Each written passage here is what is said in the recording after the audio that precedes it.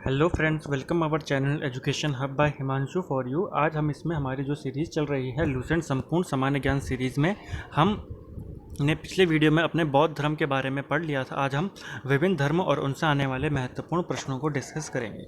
चलिए फ्रेंड्स, शुरू करते हैं।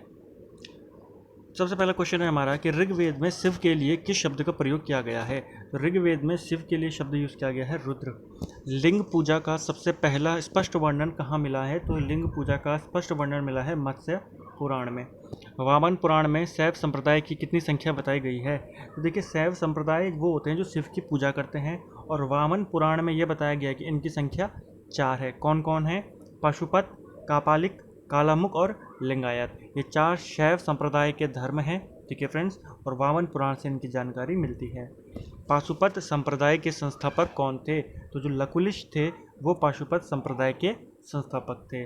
जो दूसरा संप्रदाय था इनका कापालिक संप्रदाय, इनके इष्ट देवता कौन हैं?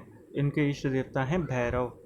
कालामुख संप्रदाय के अनुयायियों को शिव पुराण में क्या कहा गया है?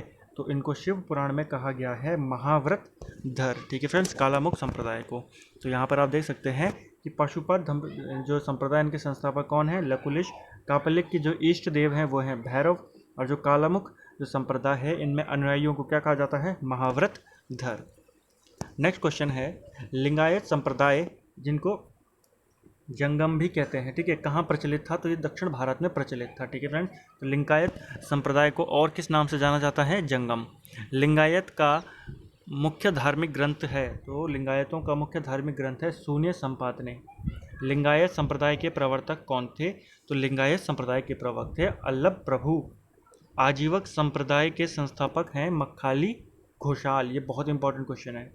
सनक संप्रदाय के संस्थापक कौन हैं? तो सनक संप्रदाय के संस्थापक हैं निम्बकाचार्य।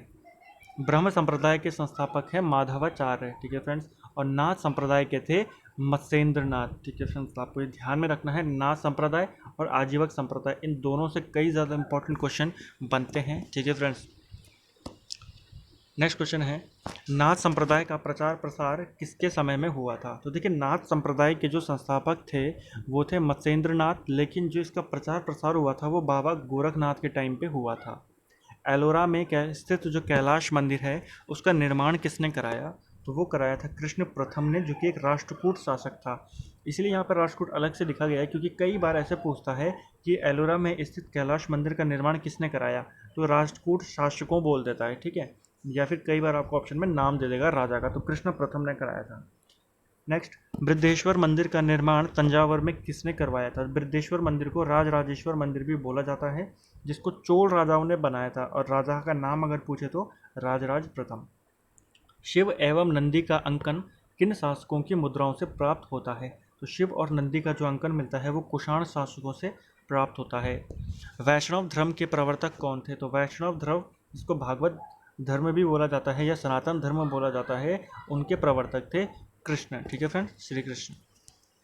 कृष्ण का सर्वप्रथम उल्लेख किस उपनिषद से मिलता है? तो देखिए, कृष्ण का जो सर्वप्रथम उल्लेख मिलता है वो मिलता है छांदोग्य उपनिषद से। ठीक है फ्रेंड्स, इसको 5वां वेद भी बोला जाता है, छांदोग्य उपनिषद को।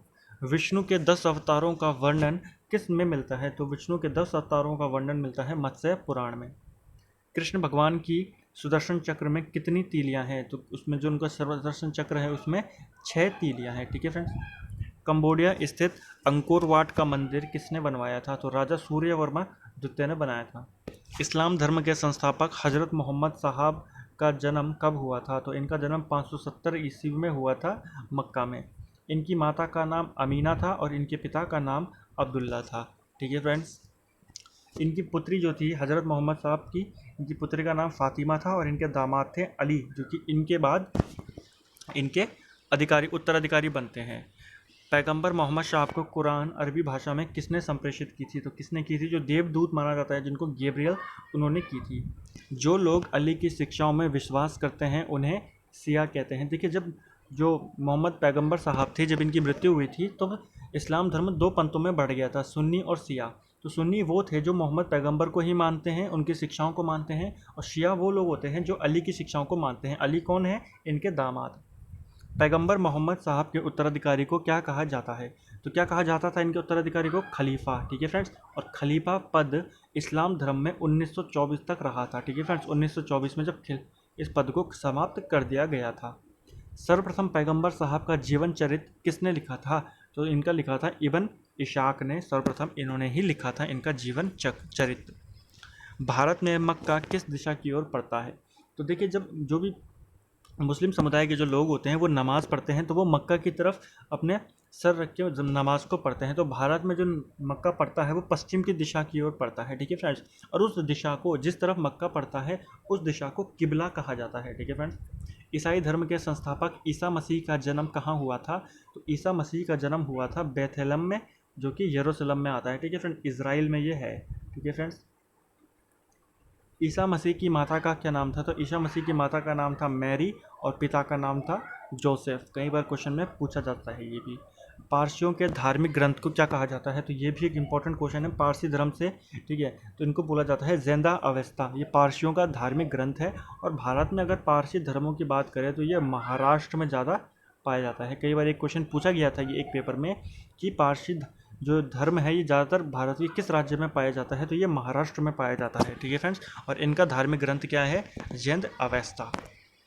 तो ये थे फ्रेंड्स हमारे लुसेंट संपूर्ण सामान्य ज्ञान सीरीज़ का। आज हमने विभिन्न धर्मों के बारे में देखा और उनसे आने वाले महत्वपूर्ण प्रश्नों को देखा। ठीक है फ्रेंड्स, तो अगर आपको ये वीडियो पसंद आए तो आप इसको लाइक करें, इसको शेयर करें ज़्यादा से ज़्यादा, और चैनल को सब्सक्राइब ज़रूर करें। ठीक है फ्रेंड्स, आपको इसकी PDF के लिए आप हमारे टेलीग्राम ग्रुप में जुड़ सकते हैं। आपको टेलीग्राम में जाके एजुकेशन बाय हिमांशु लिखना है, नहीं तो आप इसके डिस्क्रिप्शन से उसके लिंक पे जा सकते हैं, या फिर आप हमें व्हाट्सएप में कांटेक्ट कर सकते हैं, या फिर हमारे व्हाट्सएप में ऐड हो सकते हैं जिसका लिंक डिस्क्रिप्शन में दिया गया है।